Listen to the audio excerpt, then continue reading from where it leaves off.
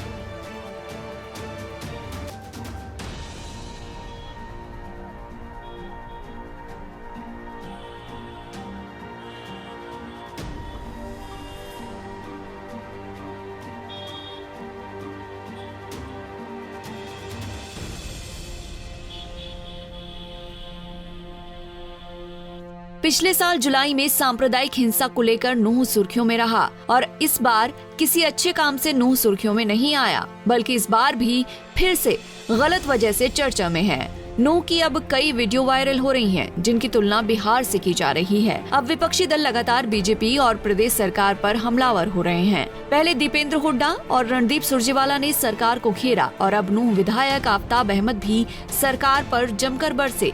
इस दौरान मीडिया से रूबरू होते हुए उन्होंने क्या कहा, आइए सुनते हैं।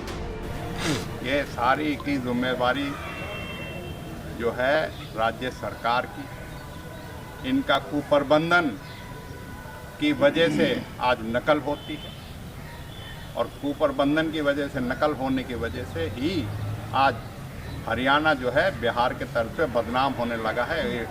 और वीडियो बेशक हमारे इलाके की वायरल है, पूरे हरियाणा में हाल यही है जिस तरीके से वो।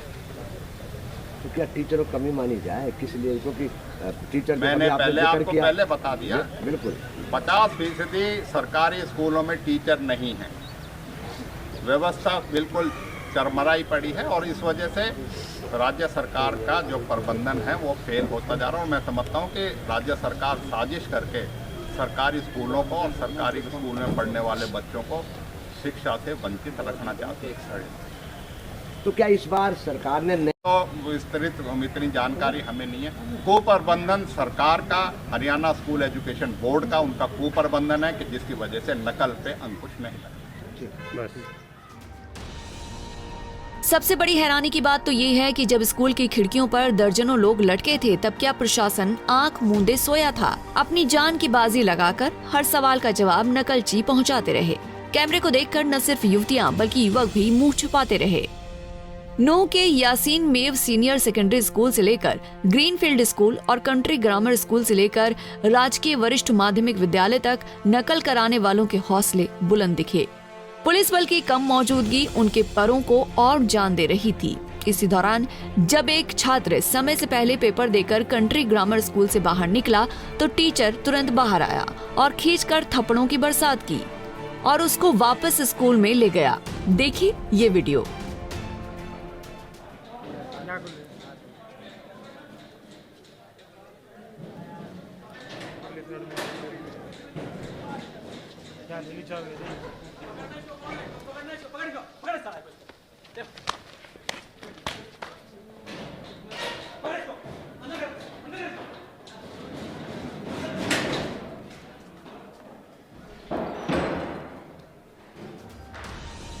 बोर्ड द्वारा नकल रहित परीक्षा के दावों को नूंह में पलीता लगाया जा रहा था। इसी पर नूंह डीसी धीरेन्द्र खड़गटा ने कहा कि उन्होंने एक्स्ट्रा फ्लाइंग की डिमांड रख दी है। फिलहाल पर्याप्त पुलिस हर परीक्षा केंद्र के बाहर तैनात कर दी गई है। इसी दौरान डीसी ने छात्रों के परिजनों से भी एक अपील की है। सुनिए उन्होंने क्या कहा। देखिए, मेरे संज्ञान में भी ये बात आई थी। इसमें अभी चेयरमैन हरियाणा एजुकेशन बोर्ड से ही बात हुई। हमने ज़्यादा से ज़्यादा पुलिस है वहाँ पर पहुँचाई है। साथ ही साथ हमने चेयरमैन महोदय से भी ये बात कही है कि जितनी भी एक्स्ट्रा फ्लाइंग होती है वो आप नूंह जिले के लिए आप रखवाइए और हम चेक भी करें। साथ ही साथ मैं यहाँ पर जो जितने भी परिवार के लोग होते हैं, देखिए एक सामूहिक चीज़ है ये। बच्चा सिर्फ प्रशासन का नहीं है, माँ बाप का भी है, गुरु का भी है। तो मैं एक उनसे निवेदन करना चाहूँगा कि हर चीज़ की शुचिता हम बनाए रखें और ये शुचिता केवल प्रशासन के कहने पे नहीं होनी चाहिए। ये सबका कर्तव्य है, हम सबका कर्तव्य है कि उस शुचिता को बनाए रखा जाए।